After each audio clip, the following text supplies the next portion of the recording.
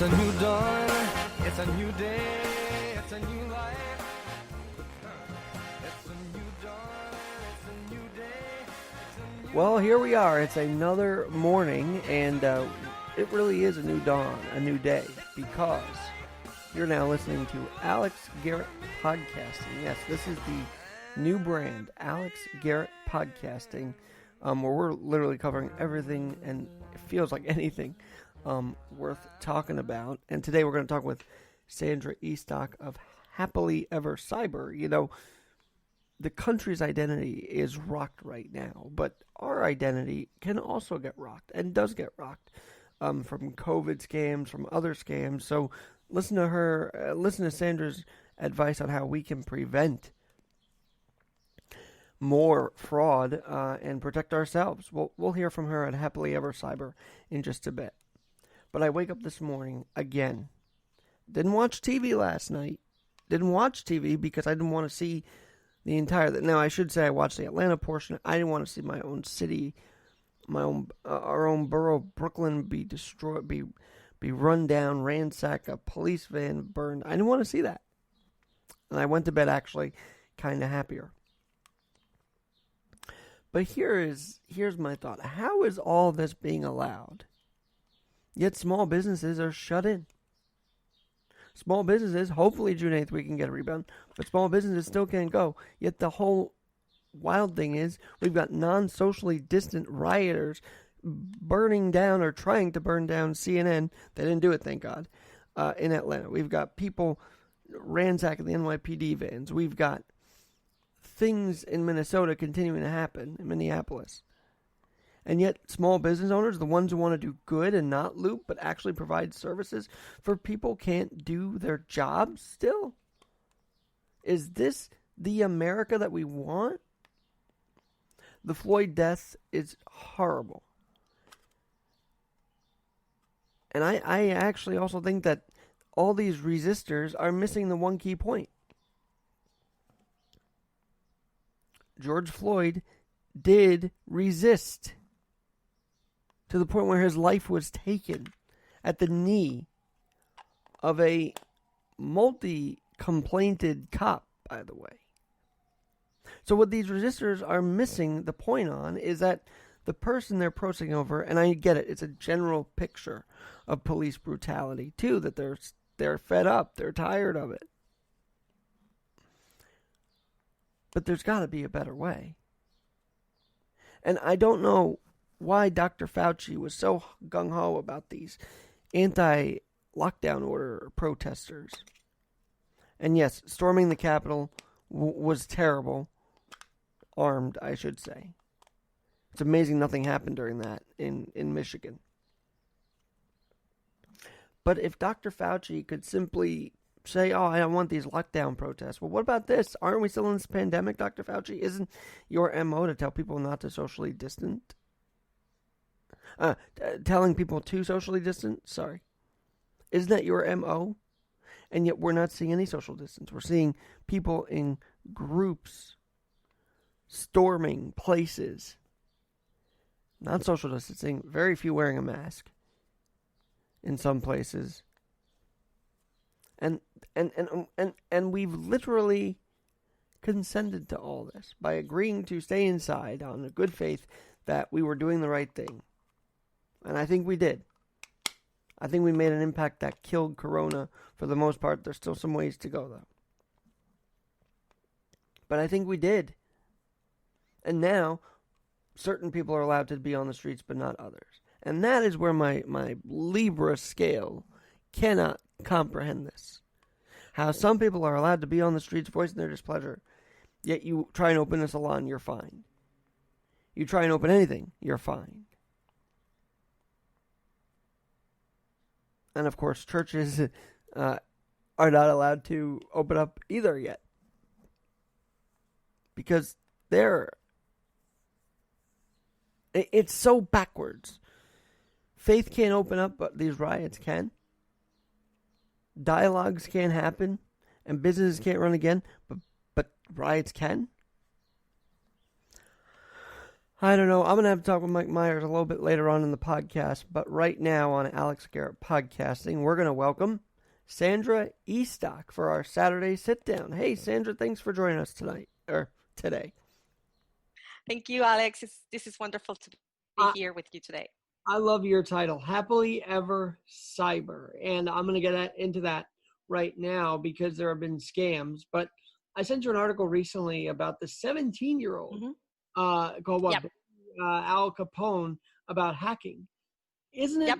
such a, and they hack like millions of dollars. So isn't that story such a sign of the times where teenagers can do all that harm through the cyber web? Yeah, I mean, definitely that story, it's been in the news, and it's not new that teenagers have abilities to navigate technology. In some cases, that ability, it's not necessarily used for good purposes. And, this case is a controversial, SIM swap, which is a technique used for hackers of, that is to a hackers or someone that wants to impersonate you, and they can do anything with that phone. And this is how, in this case, this hack actually occurred. So, we use technology and we rely on our phone so much, and sometimes our phone is like that validation of our identity. And in this case, an impersonator that gets, to transfer your phone into their phone now has access to your text messages. It has access to all your information. And, definitely an area of opportunity. And there are many things that, we can do to prevent that. Obviously, in this case, it's now in a civil court. So it's going to be a very interesting, thing to follow up. But I will say, for anyone that is listening, what can you do to protect and to prevent that someone swaps your phone is put a PIN number. And so call your provider, set up a PIN number with your Verizon, AT&T, and that will help in a way, unless there is an insider person in the provider that is also collaborating with the hacker. But in most cases, if you don't have a PIN number, somebody else can impersonate you with social media information and everything that we share. So if you have a PIN number, is one way that you can reduce the chance of someone doing that. Well, you have so much experience in this, unfortunately. So tell us why you got into the cyber world and combating this. Oh, yes, definitely. So I was returning from visiting my mom, Alex, in Colombia. This was in 2006. I have been in the industry in IT for many years. And I'm in the plane. I'm returning, from my vacation time. And the captain announces that Homeland Security officers were going to board the plane and to collaborate. So I definitely hand my passport to the officers, two officers. And to my surprise, Alex, I am the only person that is marched off the plane and thrown into that room, that famous room. Okay. And no phone calls. Of course, I don't know what's happening. My husband, he's waiting for me in Chicago, and I'm about to miss my connecting flight. So 10 hours later, I'm handed back my passport, and it's revoked. Yeah. So I was able to come to I was living in the Midwest, to my employer, and we started to work with different attorneys. And a few weeks later, I'm in Venezuela, my native country, and I'm trying to get a new visa with with the help of these attorneys. And in the interview, the officials in the embassy kept asking me about China. Why were you in China? Who you know in China? Who's your contact in China? And Alex, I didn't know what they were talking about because I'd never been in China or Asia. Well, somehow a smuggler in China got a hold of my information and was smuggling women into the US using my identity. So, yes, so I'm just going to stop for you to ask me. Because I've always had the fear, like, let's say I lose my regular card identity. And I think they can do that. But now it's so advanced that Mhm. even a smuggler in China could take someone's Yeah. identity. And not that any of us are at fault, but how can we secure it? Like, how do we make sure it's all secure for ourselves so that doesn't happen? I mean, did they find that your security, it was like a breach, and how they find your phone was not secure or something like to that effect?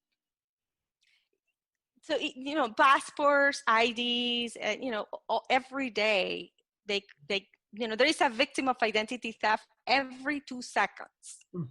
So that means our identities are stolen in a regular basis, and it varies. In my case, was my passport, and that's how the hackers were using, because I was under a working visa. So my case is different because it's very attractive for a criminal to get a hold of a blanket visa that is given to a company, so you can pretty much anyone Sure. potentially could be coming in the US using my identity. Now, we caught it really early, I think. So the downside for me is that for 6 years I have to prove over and over that I was the real me. So that lasted 6 years, and I travel a lot for my job. And I can, when I Google my name, everything was in Chinese, and not even my husband wanted to travel with me. Now you asked me, what can we do, right? Yeah, well, and first of all, so you got into the security part of this. Is that what Happily Ever Cyber does, the securities? And did you ever think you'd get into that kind of world when you 6 year, before this even happened? I was in IT, and at that time, cybersecurity was not in the news as much as it is today. So identity theft was really not something I was worried about at the time. And I didn't know what was happening to me. I just knew that every time I travel, I have to prove I was me. And it was a painful experience. And you go through all of that, um, you know, every day or every time that you travel. Now, few years later, I entered the cybersecurity world, and then I understood what happened to me, and I understood who is behind cybercrime, and all the different techniques that are used for either stealing your identity or for committing cyber crimes in order to either get your money, get your name, get your information. I mean, there's so many reasons why cybercrime happens. And the reason I created the Happily Ever Cyber book series is because I want to create something different in this space, something that empowers and inspires people to protect what matters most to them. Uh, I'm very blessed, and I believe God is being on my side my entire life. And Alex, yes, amen. And if I cannot do the work that I'm doing if it wasn't for Him. I mean, Jesus is always in my life, and I came from a very humble beginnings, and the odds of me being having this conversation with you are very small. sure. And it's all because God has a purpose, and I think that's what I'm about to do, and bring cybersecurity and bring a new perspective, a fresh um I'm so glad we went there because I've mhm. been I've been broached about talking with people about technological apps and Bible apps and all that, and we can weigh into that because you probably have a lot of experience and knowledge on that. But first of all, did you ever think God would get technological in your life to have your calling be through technology like this, or I will say it's it was never as clear as it is right now. I knew that I had a purpose because the way that my life has Mhm. evolved, it's been very credible. And every time I go through a tough time, I know I pray and I say, I know there is there is a lesson, there is something that you want me to learn in this, Mm. or I'm offering that aim, for others. And I used to do that my whole life. And um, now 2 years ago, I left my corporate job. It was a very good job. I have been in the With IT, corporate world for. Still as IT? IT and cybersecurity. It was cybersecurity. I was in my last 6 Okay. years. Gotcha. So I have been for 20 years, IT, cybersecurity, data privacy. And I think God put the things that I needed to listen and I did. And I decided to just open my company, leave my job, and take that leap of faith because I know I'm not alone. And I'm so excited to do what I'm doing right now. Every day it's more clear my purpose, and every day I discover why I need to do what I'm about to do with technology. And so to your question, yes, technology is always being my channel with God, Yeah. I will say, and I want to bring that because for me, my end goal is to create a happily ever cyber foundation. Oh, wow. And yes, so it's about when I think about two problems in the world. So one is cybersecurity is crazy, cybercrime is super active, and we have a shortage of resources. So there's not enough people that can do all the jobs. There are not enough, compared to how many criminals and how much cybercrimes evolves. There are not many skilled individuals that can fulfill all the jobs that are available. Now, we have a second biggest problem, which is the amount of orphans and foster care kids that are in the system. So there are 153 million orphans. And in the United States, we don't have orphanages. We have foster care foster care system. But one of the issues in some cases, if you once you are 18 or considered an adult and you are off the system, and if you haven't really developed the skill set to enter society, what happens is 50% of these kids become homeless or become or part of a human traffic, or they take their lives. And when I was doing all this research, that touched my heart so much, and I know I have to do something about it. And that's how the books and everything that I'm doing, it's with that purpose in mind, and it's solving the shortage in technology at the same time bringing kids and bringing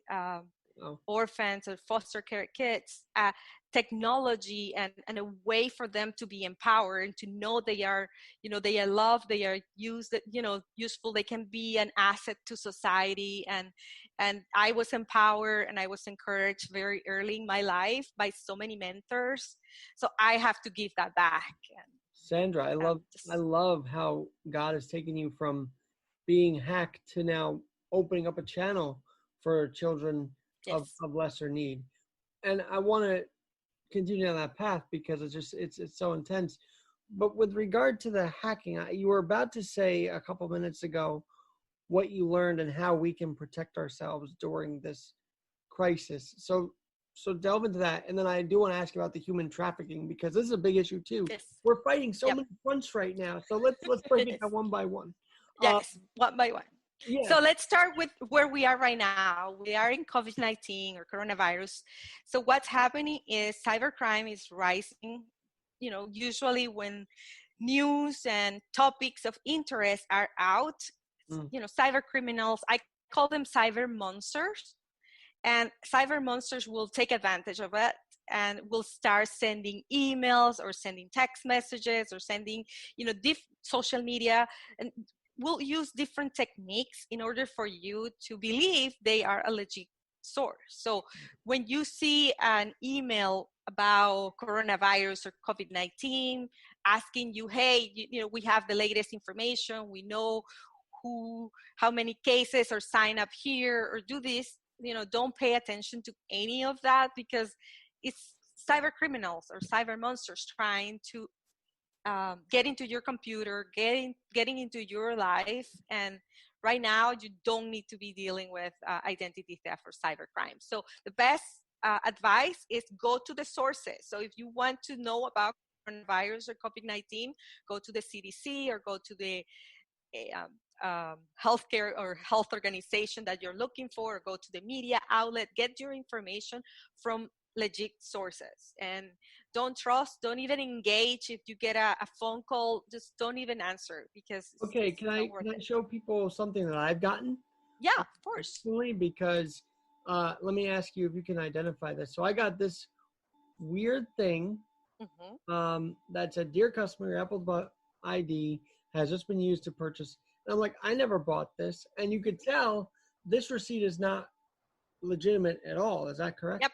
Yeah, that's correct. That's a perfect example of a phishing email, and it's trying to impersonate Apple, asking you probably to either engage with them. So if you respond to that email, they'll come back to you and they'll might say, hey, okay, I need your ID, or I need this. And that's how, you get hacked and your identity gets compromised, or your computer gets compromised. And we're seeing that every day.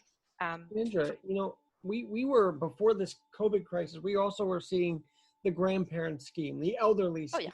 Oh yeah. Mm-hmm. How much has that increased because of COVID? Because obviously they are at risk, and I'm sure they were being targeted much more now during the crisis than before. Yeah, so security research shows that from January through April, end of April, 30,000%. Yeah, this year, 30,000% increase in just COVID-19 related scams or phishing emails. And I mean, that number is so huge. And, with remote workers and how we have to react to continue either with our jobs or schools, we were forced to technology very fast, and in not all the cases we were ready for it. And that's obviously creating that perfect environment for cybercrime to rise and cyber monsters to take advantage of us.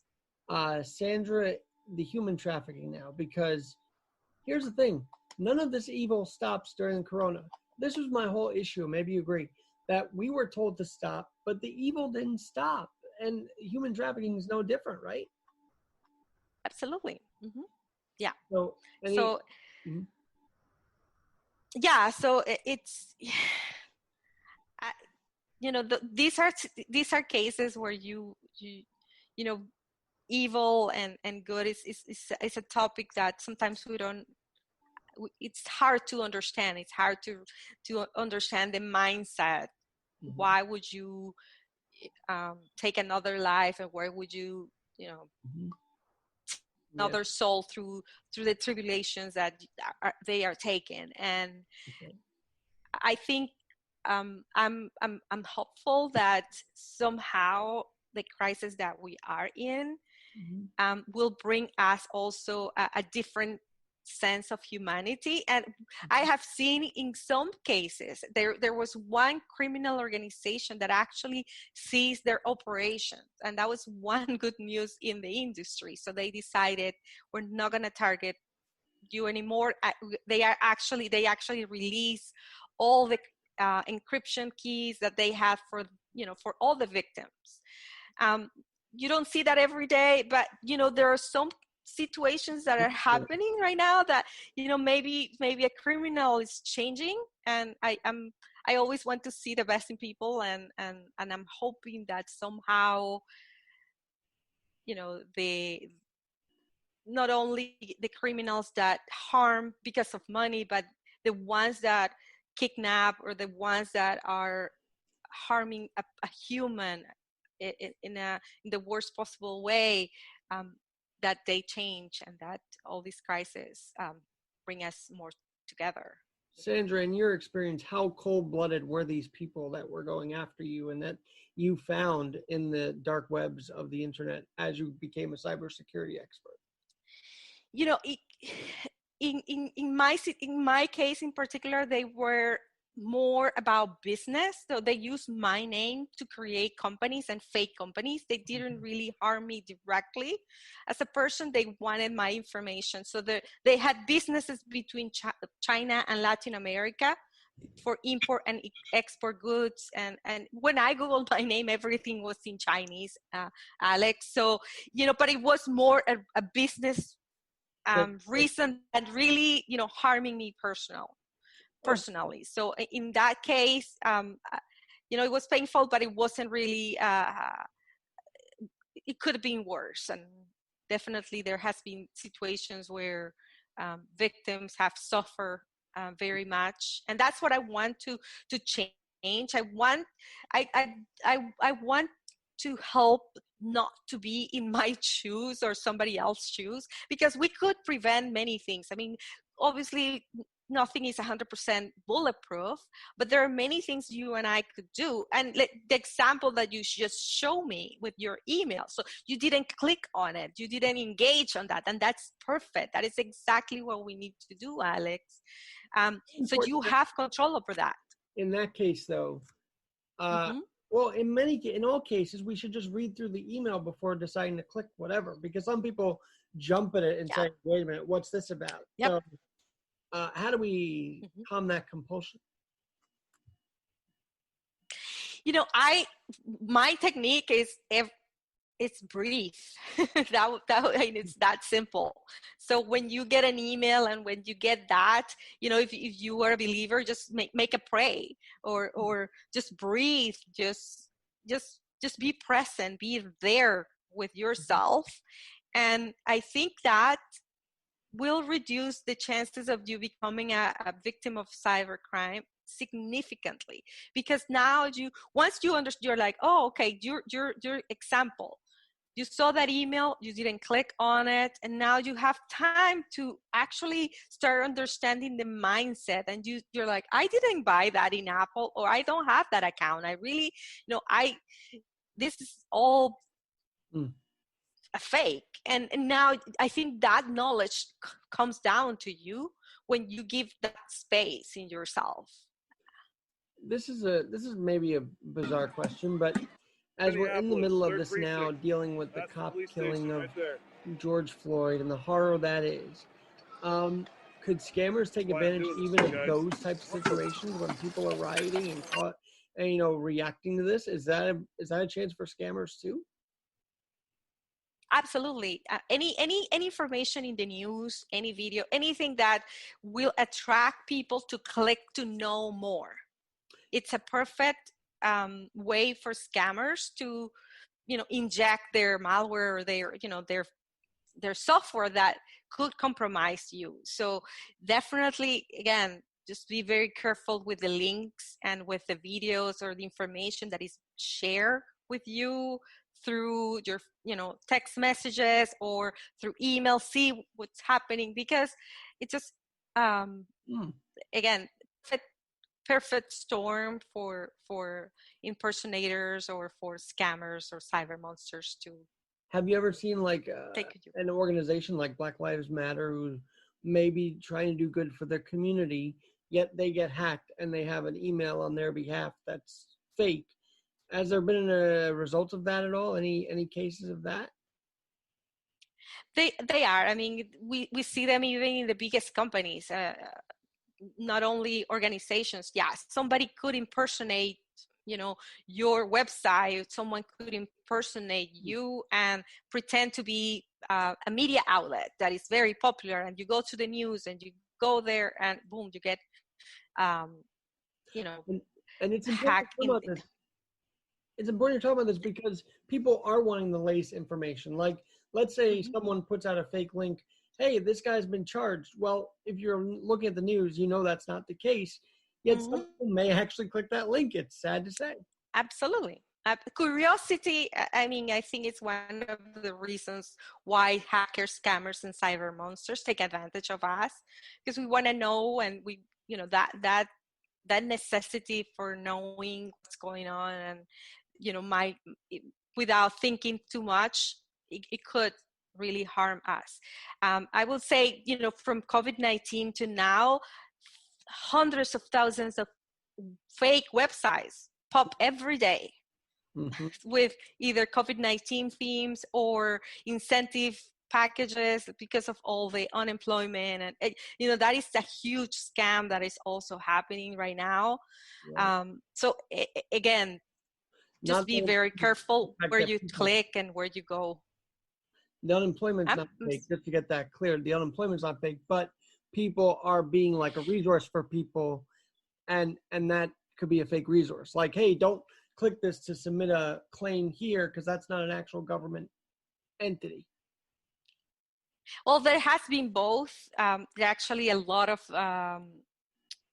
local governments have been scammed with fake individuals pretending to be, someone that it's not really that person, and they are scamming some of the local governments. And they're just going out as if it were the real person.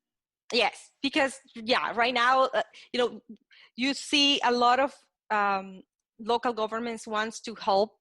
Either unemployment is really bad, so they want to help out, and in some cases, someone impersonated, let's say you or me. Now they are receiving that check on our behalf instead of that real person. Absurd. Yeah. And I wonder, is there more stories out there like this that I can? Oh, many. I can definitely say, there every day. There are many cases related to employment, even in some cases, emails. That was 2 weeks ago, where you will get an email telling you that you have been laid off, or that your job doesn't need you anymore, or you are in a furlough now scheme, and they send you more details about your package, and that is also scam. So you're saying that maybe, not that the 40 million shouldn't be overlooked, but that could be a number that is maybe lesser. Is that possible? Like, ask me again. They say today it totaled 40 million unemployment. Is that a true number, or do you think that's inflated by fake people claiming? It could be, but that those are official numbers. I think that there is I don't have a calculation or a way to say that number is not accurate. I am more going into what's happening with the scams, but Gotcha. I know that this is the perfect opportunity for these scammers because there are so many different topics. It's not only COVID-19, it's also unemployment, and it's also the incentives that we're getting, small businesses. There are many different ways they could tap into and to try to get our information. And this is the best advice, is just staying alert and Sandra, just not engaging.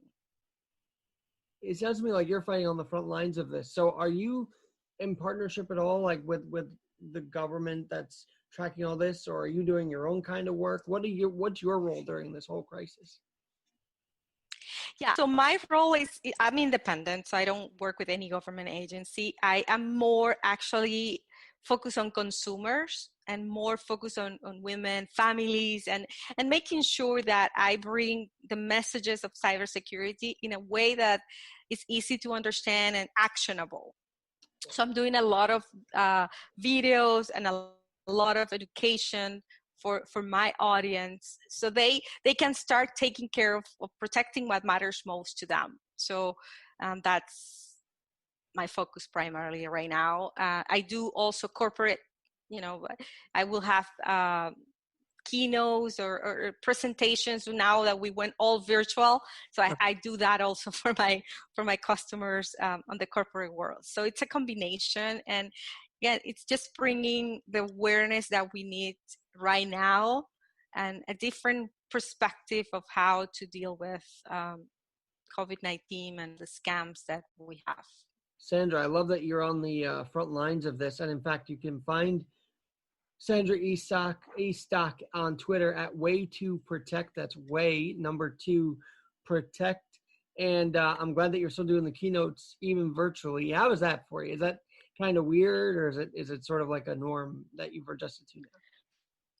It's different. I like the obviously when you are on a stage, or when you can touch people, it's much it's a different experience. But I'm finding that technology is breaking the barriers, and I see social distancing.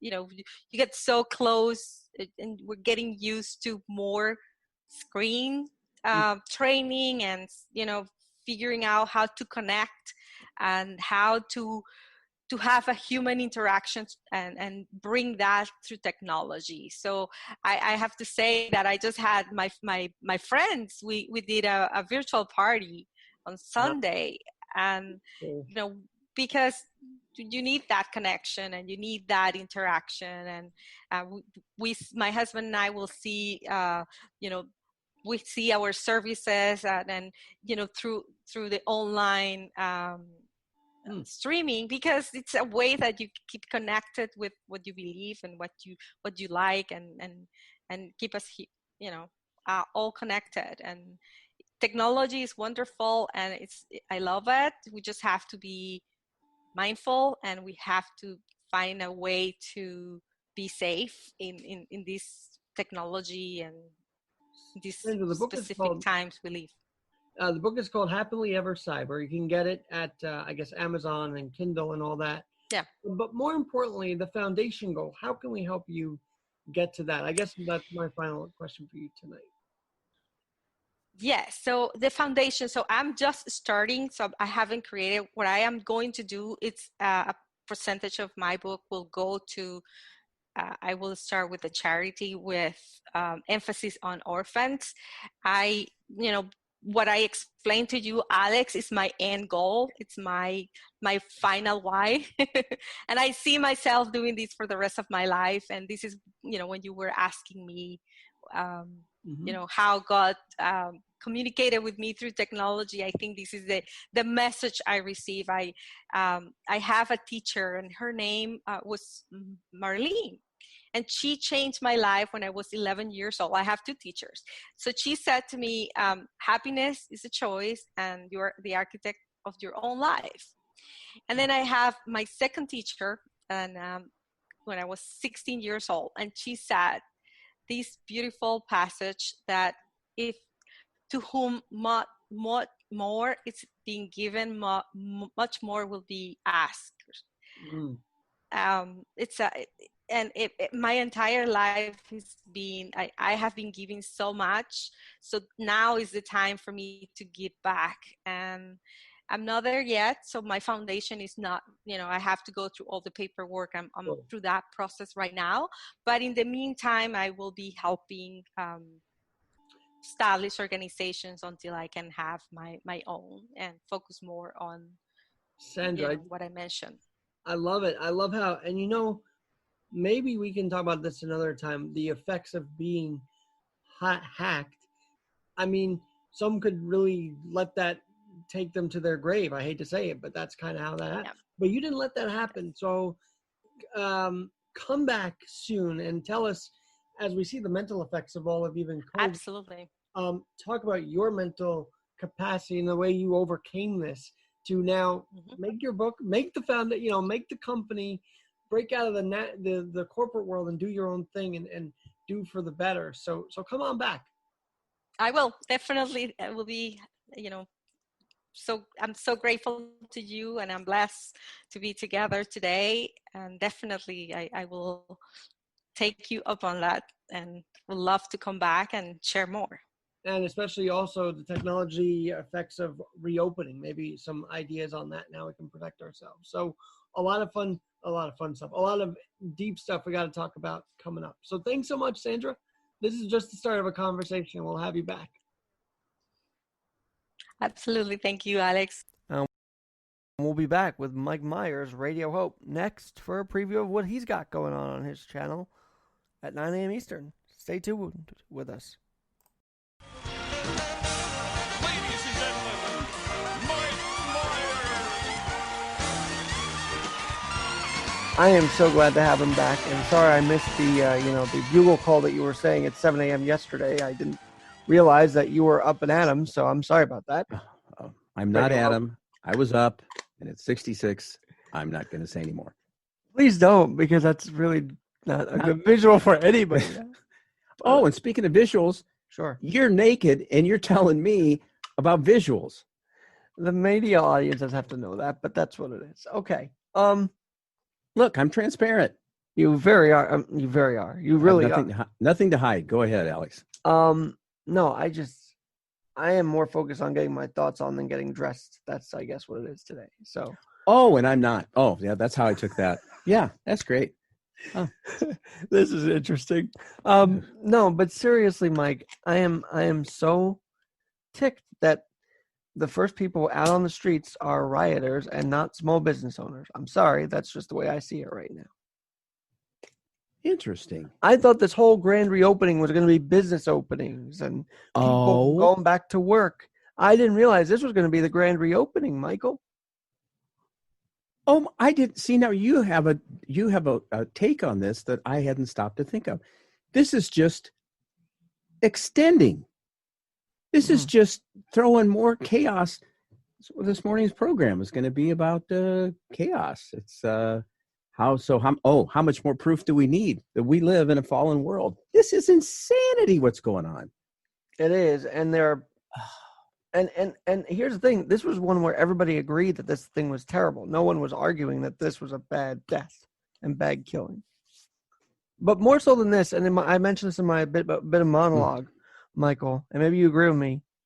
The irony is these resistors don't understand that he was resisting.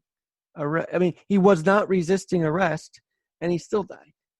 He was not resisting the cops' orders, and he still died. Yet here they all say we're trying to, we're resisting against you. Well, so did George Floyd. I don't know how to say it, but you get my point. He wasn't resisting the cops, and he still died.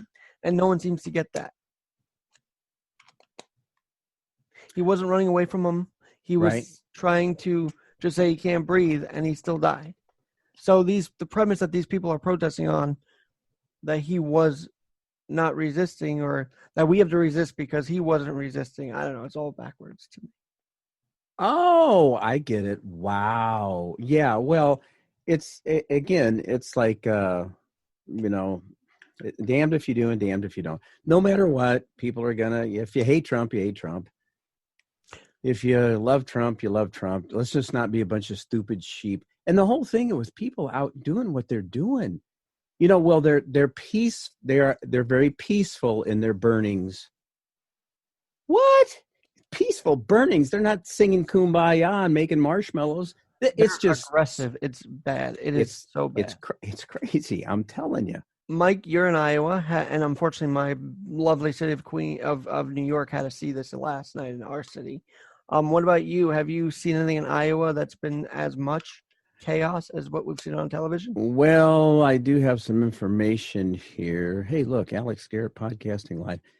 Evidently, there's some crap that went on in Des Moines. Violence erupts as protests in Des Moines as police fend off bricks, spray crowd with tear gas. What is the purpose behind? It's like you said. What does the end justify the means? What? I can't make any sense out of it. The guy, they're bad cops. By the way, because Minneapolis kind of calmed down last night, the TV didn't show that. They actually showed other cities burning down. So this is how we're going to play this now, Michael, is to show other cities acting up. Well, and one of the things that I really appreciate about you, Alex, is you keep your thumb on the news, not thumb on the news. You know what I mean? You're keeping abreast. Can't even say breast. Reminds me of a scripture. You are on top of. Yeah, you could say I'm on top of the news cycle. the news cycle. Yeah. Okay. Yeah. Well, pray for that me. I've been in quarantine. I'm okay. Anyway, is it driving you nuts? It's driving me crazier as the days go on, especially because there's been some other stuff in my personal life which I won't get into that's been really bugging me. So I keep on pushing on. But Michael, how do we then talk to people about this? Because you also can't say now that the rioters are bad. You really cannot say that. You'll be criticized. So how do we try and get through to people that there's a different way we can handle this? Well, number one, we're afraid to say anything because we will be criticized. That's the first mistake if we follow that line of thought. And what was the rest? How do we change? How do we tell people, yeah, this isn't good, without them feeling triggered that we're telling them not to protest at all? I don't know. I feel like there's that tinge that people say, "Oh, why are you upset about the rioting?" Well, because it's rioting. It's not normal. Yeah, is that kind of sort of like Oh, throwing and the then right. throwing the baby out with the bathwater? Does that make any sense? And I guess Stop it. my bigger question for you is then, how do we tell people we understand that you are suffering, that there is pain here, but we don't like the way you're acting out the pain? You know, as you say that, I guess I'm thinking about justifiable abortion doctor murders. That's not justifiable because the abortion doctors are killing babies, so we're going to go kill the abortion doctors. That's not how it works, folks. Justice is the most important, but it needs to be not blind justice, but justice. These cops are already fired, aren't they? They're fired. It needs to go beyond firing. This is not good. Now you do realize, and I'm sure you do, that evidently this gentleman, he was George Floyd. I actually remember his name. He was kind of getting his life back together. He had some medical issues, and they're saying now after the autopsy that he didn't die from asphyxiation. Doesn't really make any difference. It doesn't, because I truly believe he had that trauma to the neck, which caused him to die. I mean, there's way over the top. The cop did not. 41 years ago, I was arrested. I was taken out just because I'm in a mall telling these kids that pot is the new cash crop for farmers, showing them my little pot pipe. These cops take me 6 miles outside of town, north of Rock Island, I think it was. They dumped me out of the car. His name was Mike, by the way. I mean, he pulled me out of the car and he said, "Don't ever come back to my town again." I'm out in the middle of nowhere, out of my brain. Had anybody taken the time to find out, this guy's kind of sick, he needs to go to a hospital? So what am I saying? Let's listen to what's going on with folks. And in this case, the cop overreacted. Others stood by and watched, right? Yeah. Well, that's the other thing. No one ever jumped in and said, "Stop doing this to the guy." So, and I mean, oh no, let's do this instead. Let's video them beating. What the fark? Because they tried to make a point, right. I guess. So it's ridiculous to me. And it's ridiculous that no one intervened in this man's murder. I don't understand why no one intervened. It's just, and as I say, there are still cops speaking out against this, which aren't being played on our TV screens either, but they should be. The cops speaking out against this. And yesterday, and I still don't know what might come from this. I still want to do something to follow up on this, but was trying to get an input from our local sheriff, and haven't heard anything back. And maybe it's a kind of like, gee, I don't think he's afraid to say something, but maybe it's just not the right time. I don't know, Alex, but it's a mess. He shouldn't be afraid, because this should be condemned. Yeah. And I don't think he is, and I shouldn't have said maybe he is, because that kind of preloaded what could, and then I'm part of the problem. And I noticed that the sheriff's page is right, like sort of linked in with yours. Are you close with them? Like, do you have it said recommended pages from Radio Hope, the county sheriff office? I'm like, oh, that's interesting. I love our law enforcement. I'm sure, because they get it, right? It sounds like. Well, and I know of one who actually was finally let go because he had a few too many questionable, maybe over the top uses of force and some other things. Still a friend of mine, not tight, but why am I saying that? I don't know. You show me a perfect man and I'll show you. Jay says people make mistakes, but if they're continue to plan, if you have people in places of leadership that are full of hatred and not really caring about the welfare of other people, you got problems no matter where. I don't care where it is. So that needs to be addressed. Vote them out. Get them out. Yep. Well, and my question is then, how are these complaints not being registered? Why is Klobuchar just dropping them? It's not her fault that this happened, but how does this complaint jar add up and he's not even thrown out years before this? It just doesn't make sense to me either. Who's the cop? The cop had all those complaints against him, and so. Oh, see it again. I didn't know that, and that's what I appreciate about your nose for the news and getting all the information out there. And my final thought. It's important. Thank you. And I think what you're doing is amazing too every day. I mean, you're out there. You were reading, what were you reading yesterday? Was it Corinthians? On the pod, I heard Colossians. Colossians. Okay. Yeah. Colossians in the morning. Yeah. Thanks to Mr. John Stevenson. Who then commented on neat my group. post. That was kind of interesting.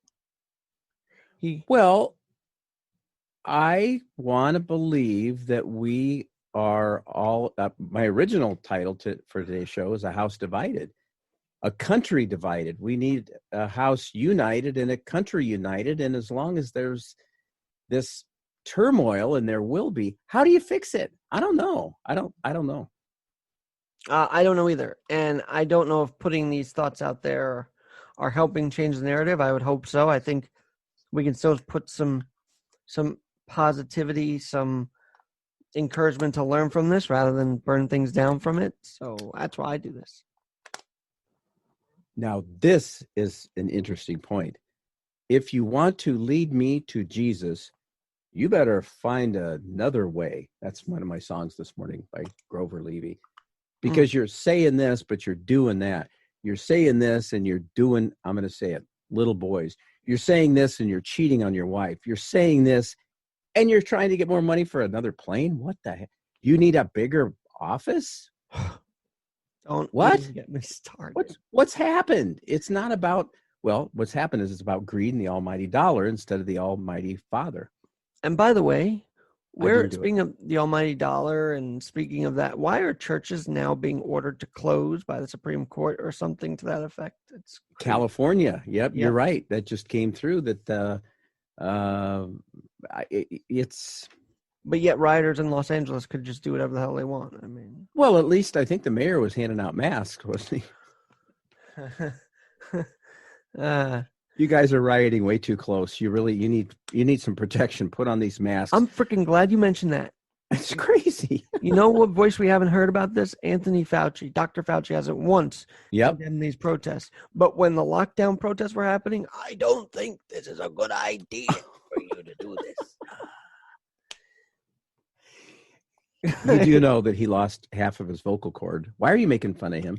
Wait, he did? Why? No, I just made that.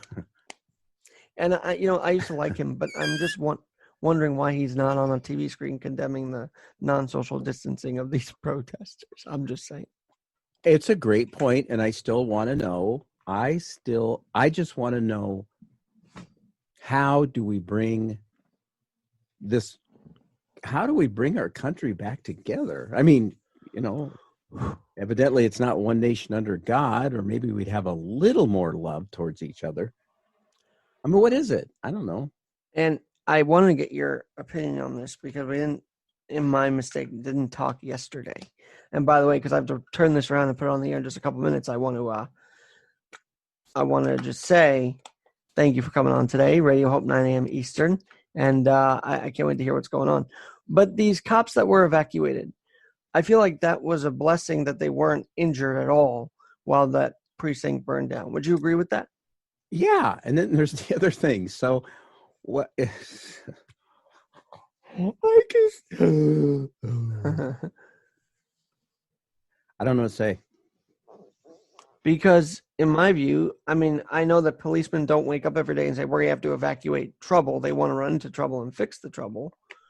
But the mayor thought otherwise, I guess. So in a way, I'm thankful that they're alive today.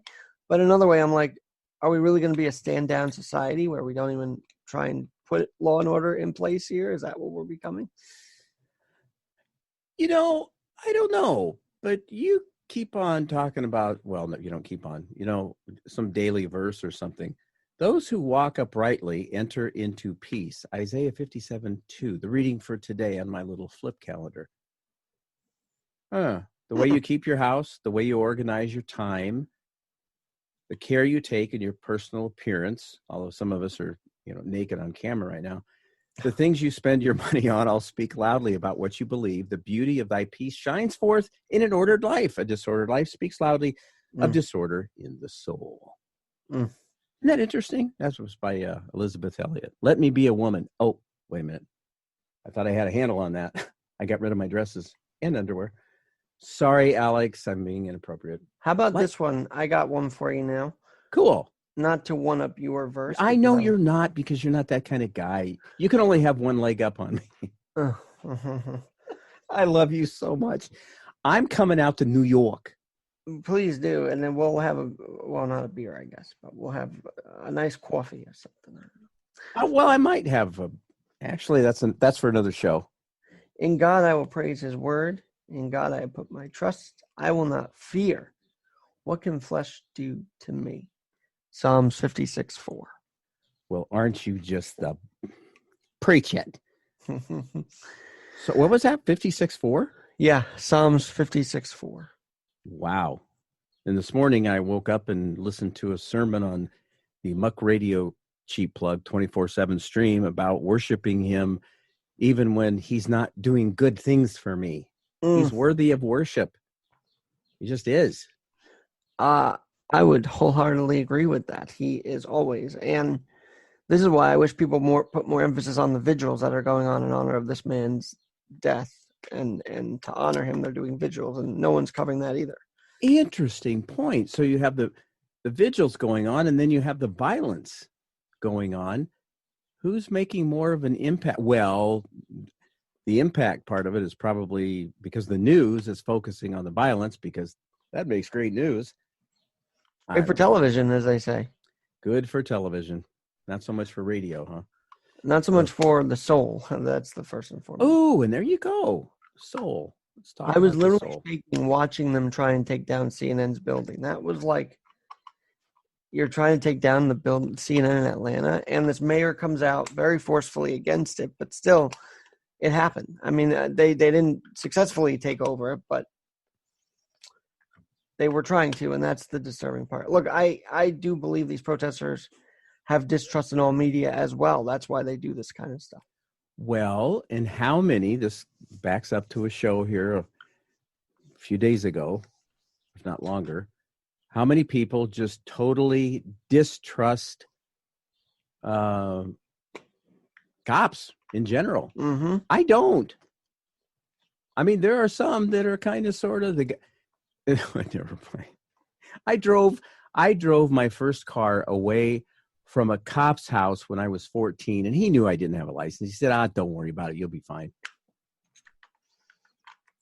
Now, I hate to ask the question, do you think that would be okay if you were African American? That's the big question now. Oh, and by the way, a number of years later, I think I was smoking dope with him. Huh. Yeah. Well, I'm sorry. What was your question? Well, I was going to say, I have to ask them, though, but if he was African American, do you think that would be allowed at 14, or would the cop freak out? I don't know. I would have to believe he wouldn't, though. I just really dislike every time somebody, just the statement, Black Lives Matter. Mm-hmm. Everybody's life matters. Can we quit doing Michael, one more thing before 9 a.m. Eastern. And what is the show theme today? Pardon me? What's the show theme today? I already told you. Where were you? I was in La La Land, I guess. Now I already forgot. I might change it before then. So how much more proof do we need that we live in a fallen world? People don't come out of the chute all just cutesy pie and innocent, although babies are so cute. And that's why I don't think God, if somebody, I got to tell you a quick story. Sure. Started getting back into the God stuff when my second wife and I were having some issues. We went to this church, the church that I was confirmed in, whatever that means. And we're sitting there talking, and the pastor says, if an infant is not baptized and there was a car accident, the baby's in the car seat, and that baby dies, the baby would go to hell.